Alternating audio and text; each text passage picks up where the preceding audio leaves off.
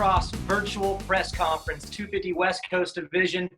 Halfway through the championship, these are the top three riders in points: Dylan Ferrandis, Justin Cooper, Austin Faulkner. What's up, boys? How you doing? Good. How are you? Yeah, all good. Miss you guys. Haven't seen you in a while. Yeah, it's for sure crazy times right now. I'm sure we're all itching to get back racing, but it's hard. We have to focus on the health of people first, and it's definitely a strange time, and we're all itching to get back to where we belong. Mm-hmm. Yeah, it's pretty crazy. I know the last month's been weird for everybody, and everyone in the country's in different spots. But I'll just start with you, Dylan. What's the last month been like? I know you're trying to stay fit and ride and train, but I imagine maybe you picked up a hobby or watching something on Netflix. What's the last month been like? Yeah, was a little weird month. At the beginning, we didn't really know. I mean, here I felt like in California, it's only since 2 weeks that it's really quarantine and everybody really stay home. Before was like a little bit almost holiday for everybody. So I still rode a little bit when I was able to, but then the track closed and now it's really difficult to ride. But yeah, I try to stay fit, and I have a small gym room in my house, so I can walk out, and I live also next to the hill, so I can go outside and do some more running. But yeah, try to stay inside and walk in the house like pretty much I think everybody. The stuff that we don't have the time during the season when we don't have the time to do it. Now you have no excuse. You have to do the stuff in the house, and yeah, try to stay fit as for sure the main thing. And yeah, we still able to ride here in California when on private tracks, so that's still good. But yeah, try to minimize the riding, just what we need, and yeah, that's all. More housework than normal? Yeah, for sure. Austin, how you doing, man? I know you've been out in Oklahoma and riding a bit, and then looks like the TikTok game is kind of elevated in the last couple of days. Looking good with that blonde wig. Yeah, I was kind of forced to do that. That was one of my not so proud moments. That was your idea. Idea.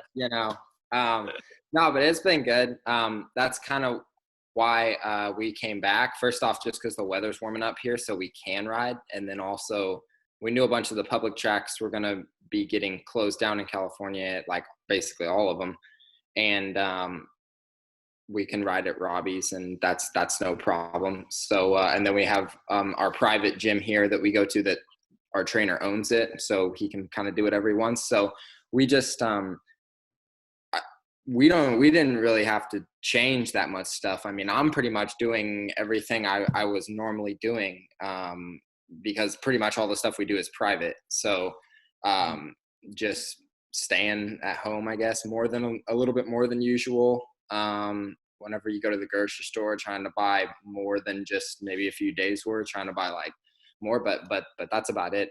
It's kind of a confusing time, I think, for us and everybody, but like the trainers, I feel like in a sense, like I know Robbie's been saying, he doesn't really know how hard to push us right now because he doesn't know when we're going to be back riding. Like if it's going to be 3 months, you can't train, all out for 3, like you'll burn out eventually. So it's kind of just confusing, but everybody's in the same position. So just been riding, training, keeping up a good base, and hopefully be ready for whatever comes. And it looks like you've been keeping nice and shaved. Justin, not so much, man. Is that like a stubborn protest? I'm not shaving until I'm racing kind of thing, or what are we doing there? Yeah, I'm kind of thinking about it, but I was gonna shave for this, but I just figured I'd let it hang out. It's kind of like a quarantine thing, and I'm just kind of seeing what I can do with it. I've never really grown a beard, so I'm not gonna keep it by any means, but definitely seeing what I can do with it. So far, it's just having a little fun with it. Is it growing in full? Is it coming in everywhere? I got 2 patches if I want to point them out, but it's a pretty good beard for me. I've never really, tested it out. So probably going to shave it off here shortly, but maybe I'll keep it till, we start racing and we'll see. And how about you? What's the month been like? I mean, trying to stay active the best you can, but I mean, I got to imagine it's boring for you guys. Normally you're in full prep mode. So what's it been like to kind of be prepping, but kind of also waiting? What's it been like?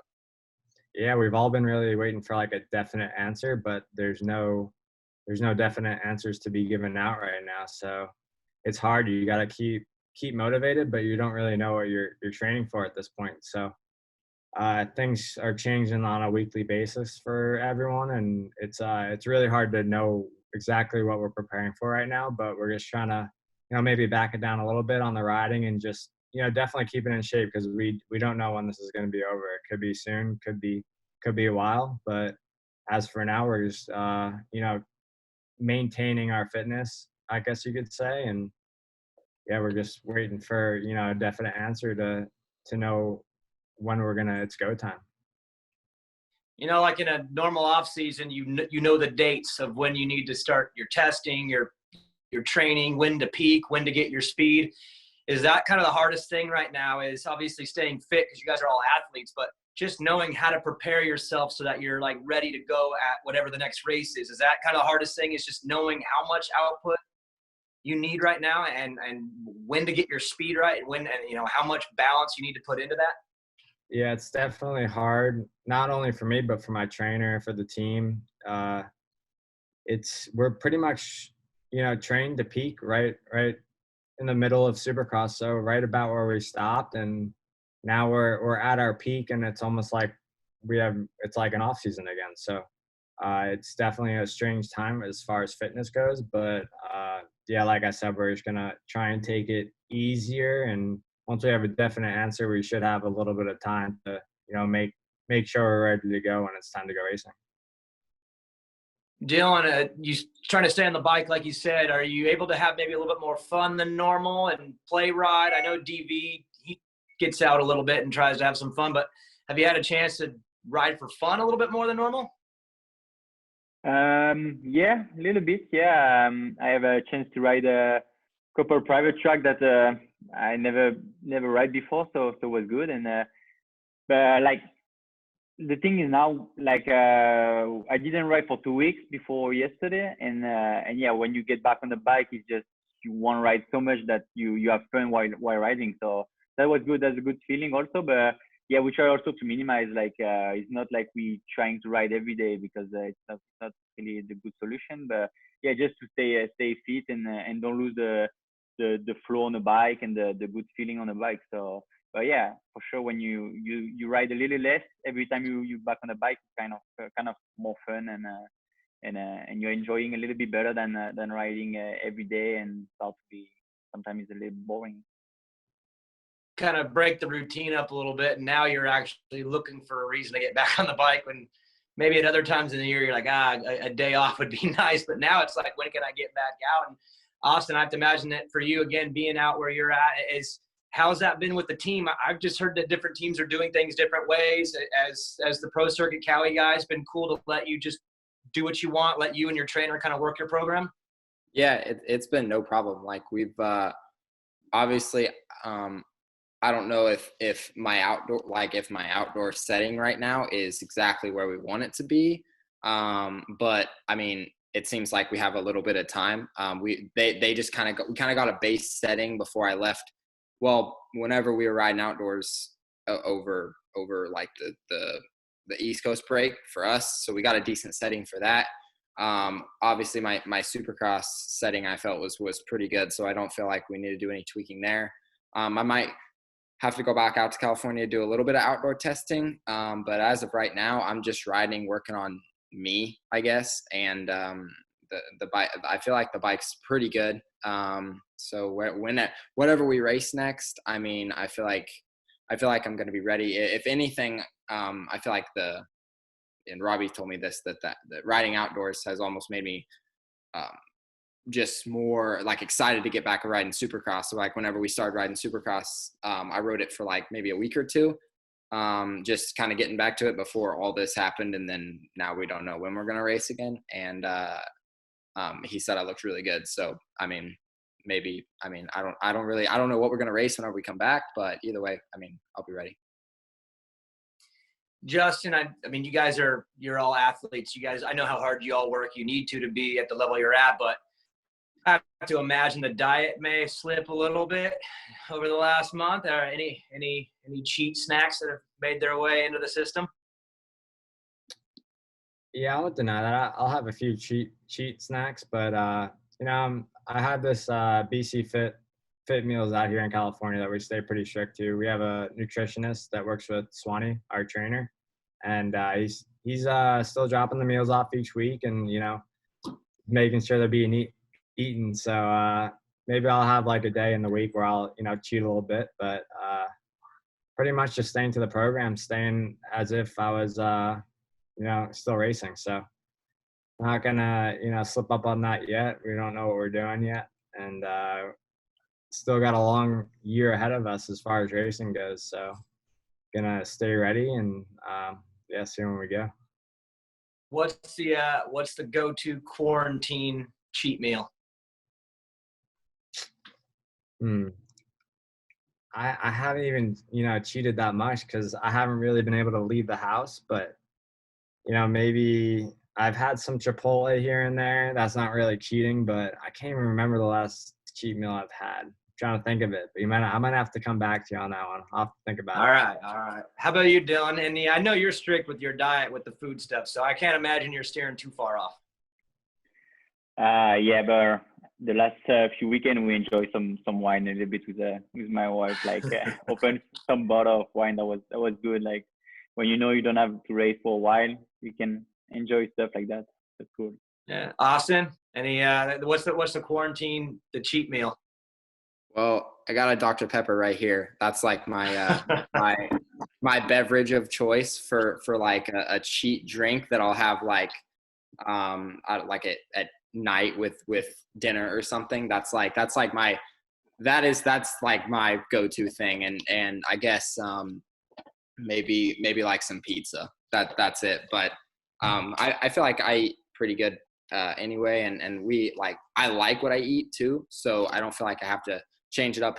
Like I really have to have cheat meals, you know. I try to get a big variety of food anyway. So but yeah, that's a Dr. Pepper and a nice big pizza, and I'm set. So pizza, Dr. Pepper, wine, and Chipotle. That's pretty much my regular diet. So I'm glad you guys are living it up, man. I had the Easter feast the other day. We actually had a big ham, some cheese and potato casserole, green bean casserole, and the Hawaiian bread, I think it's called, the bread rolls. That was like the best I've eaten so far in this little off season we have. So it was good to have that feast. It's good to get back to, you know, the old ways. Nice. Hey, so again, with the normal off season, you really know how things are going to play out. You start in January, you end in the end of August. That's your program for that, right? With this going on and the uncertainty, if things start back up in the midsummer through the outdoors, that Supercross goes to finish. I mean, this is just a different time of year. Have you guys thought about even how you would approach, you know, maybe doing Supercross in the end of summer, fall, where it's warmer than normal? Normally, we're in the wintertime, it's just a completely kind of different feel. So, I mean, how's that look for you looking at the future, knowing that the bulk of your schedule that might be coming is going to be in a different time of the year, and it's going to change the off season? Again, this is kind of like a mini off season. Any thought to that and just the approach of what might be needed with the schedule being kind of just moved around in the calendar? Dylan, I'll start with you. I think if the Supercross is like 2 weeks after the outdoor, is going to be really difficult physically, because usually we ride Supercross and it's less intense on the cardio. We ride a little bit less in Supercross. So when you prepare the outdoors, is kind of refreshing to go back to outdoors. But now when you ride a full outdoor season, and when you approach the end, most of the time you're pretty tired, and the body is a bit tired. So going after that to the Supercross, I think is gonna be big challenge, and stay healthy all the summer, and never approach the burnout feeling is gonna be really important. And yeah, like you said, we start the Supercross at the end of the summer. It's gonna be also difficult with the track really hard pack, and the 100 Fahrenheit here in California is gonna be tough physically. But yeah, I mean, we will have to do it. Like you said, now it's kind of the off season, so we can really recharge and prepare for it. And yeah, just stay healthy for the summer, and we'll be enough to get back in good shape for the Supercross. But I think it's gonna be really challenging. Austin. Yeah, I just think the biggest little throw off thing, I mean, nobody knows when we're going to be back to racing, obviously, but I think it's going to kind of throw off next year. I mean, we're all going to have to go through the same thing, but as far as like taking that big month and a half, whatever, of just off, it looks like that's gone for this year. Like, because we can't do that right now because we don't know when we're going to be back. So we got to prepare like we're going to be back anytime. And if, you know, for Supercross, for the rest of Supercross races and outdoor races, if they try to fit those in, you know, with the time that we have left, that's going to go straight into preseason of next year. And if we got new bikes coming, if we got, you know, new settings to like that we're straight back in. Like West Coast is going to be like A1 is going to be coming up, and we just get done with racing, whatever. So that's going to be, it's going to shake things up a little bit. Just not getting that fully recharged. We're getting the off time of racing right now and the traveling. So while still trying to keep, so our bodies aren't fully kind of recovering because we're still training, like they would in a real off season. So, that'll be, just trainers kind of keeping an eye on us, I guess. And us just knowing our bodies also will be, I feel like, I mean, I guess it will be pretty key. So end of October comes around, you sit down with Mitch. Are you going to maybe request East next year? Get those extra weeks? I mean, maybe. I mean, yeah, that would be nice. That would be nice. Unfortunately, he usually tells us to all be ready for A1 in case somebody gets hurt the last week of practice and somebody has to jump in. So right. I might just be, you know, out of luck either way. So you don't have a choice. Justin, you either. I know your guys' team runs kind of that same way we talked about this year and go into the season prepared for the first round either way. But to Austin's point, again, if this thing all wraps up end of summer into the fall, shortens up that off season, that just puts a major kink in the calendar. I mean, what do you think about how to – I mean, I get you guys are in this championship hut, so you can't – you're going to be grinding all the way to the very last round and then starting right back over. I mean, how difficult is that going to be?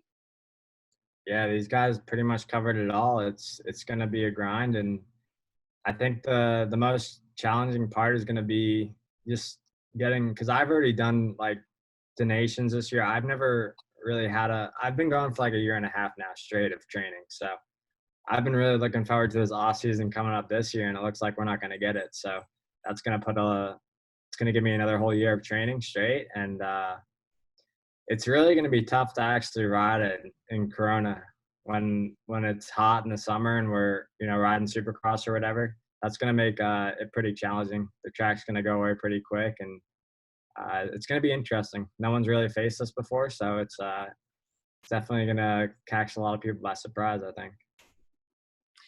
You know, Dylan, we were talking on the TV, on the broadcast a lot, especially San Diego being that last round of the West, and how you guys wanted to end strong. You can carry that momentum into this little break, which now for you guys is going to end up being a long break. But, you know, you got somewhat of a roll going. You got a bunch of wins there right at the very end. Is there things that you were able to do there at the last couple of rounds that, you know, you can kind of bottle up and remember for the later part of the season? Because it looked like you were starting to kind of get your group together there those last couple of weeks. Yeah, I think I was really ready this year, much than ever. But just I think with the team, we every aspect of the racing we were ready, but we kind of made a small mistake on the race configuration of the bike. And that cost me some start on the beginning of the season. And after we figured out what was the problem and have everything geared for the race. And yeah, the last two rounds was just good for me. I felt like myself and was pretty like I wanted. And yeah, you know, last year the 2019 season was so tough for me mentally. Like I I should finish third at San Diego in the mud, and I broke my clutch, so I burned my clutch. So I was like so disappointed, and we had this break. So for 6 weeks, like for a few weeks off, I was so mad and angry that was tough mentally, and then I keep pushing to the end, and yeah, Adam made a mistake in Vegas. So the 2019 season was so crazy for me that I just don't want this anymore in my life ever. So I really wanted to be perfect this season, and we pushed really out this winter, and yeah, the season was just good. Only that mistake in St. Louis when I crashed at the start, and yeah, I finished pretty far. So only this one, the rest of the season was good with podium and win. So just felt strong and like myself, and yeah, I was ready for the Seattle Supercross, but yeah, unfortunately we couldn't race there. And Austin, kind of a different situation for you with you getting hurt in 2019, skipping the summer. You spent your off season kind of building back, like, you know, just getting your speed back, your fitness back, your bike settings. So 2020 was almost like it was a comeback year for you. Now that you're going to have this extended time, the summer, and if everything lines up on the calendar like we're hoping, when we go back to racing, you're going to be way more built, I think, than you were, right? I mean, because you were coming back from the injury. So is this, I wouldn't say a blessing in disguise, but this is a little bit more of an optimal situation than, say, going into Anaheim was this year? Yeah, actually, I just realized that my knee has just gotten like to the point now. It's about a year since I did it roughly, and it's just now about to the point where it doesn't really bother me anymore on the bike. So yeah, I'm happy about that. Happy about the fact that I feel pretty much back to like 100% now, where even coming in this year, I mean, not that I don't think my knee really held me back, but like I would definitely was more cautious in like left-hand turns or whatever about dabbing it. And now, I mean, I don't really care anymore because it doesn't really affect me that much now. So yeah, if anything, it's just giving me a little bit more time to get back to like fully 100%. So and yeah, everything Robbie's been saying, I look good lately, and I'm looking like everything's just looking good. So so yeah, if anything, the extra time has been, I'm going to use it as beneficial either way, and I'm going to continue to get better. So yeah, I think it's not a bad thing for sure. And Justin, 2018 was your rookie year in Supercross. You only got to do the one round. So 2019 ends up being your full rookie season. I mean, I think it's safe to say you took a big leap from 19 to 20, going from a podium guy to a guy that could win races. Do you feel like, again, like similar to Austin, it's not the most optimal situation, but you could use it as your benefit because you've been kind of making these leaps every year. When we go back to Supercross, it would almost be like the third year for you. Do you feel like that's an opportunity for you to just take that next level in growth and continue to build up what you did from 19 to 20? Yeah, for sure. It's long enough of a break to where I think that if we come back, it's going to be almost like a whole new season. We're going to have it's only 4 races, but everyone's going to, I think, be a little bit different as a racer, and it'll be interesting to see it unfold that way. We're definitely all still pretty close in points, and you know, these guys are really good, so it's fun racing them, and we all push each other each weekend. So it's definitely going to be good for the series, and hopefully it comes back sooner than later, and we can. I'm just itching to get back out there. It was fun while we had it, and it's really crazy to just go back to the house and just wait on all this. It's I mean, everyone's going through it. They see how it's going, and it's pretty amazing that it just all stopped so quickly, and you know what this virus has done. So definitely itching to get back to it, and excited to give it my all once we do get back, and get back in this title hunt and try and win races. Last question for you guys. East Coast they got into their series a couple rounds, and depending on how the schedule works out to close this championship, I mean, I hope that the chance to see the East and the West come together is still going to happen. That's my hope. From what you saw the first couple rounds of the East Coast, what do you think? And you guys got them covered, or I mean, I guess we could get the smack talk starting a little early. You got the East Coast covered, Dylan. I'll start with you. difficult to say. For us, we rode 6 rounds. So I mean, after 6 rounds, we are pretty the feeling is really, really good in Supercross after 6 rounds. So for them, they did only 4 races, I think. So in Daytona, so it's kind of different. I feel like, again, like last year, maybe the West Coast speed is maybe a little better, but yeah, I mean, we can say until we race together. Austin, you laughed a little.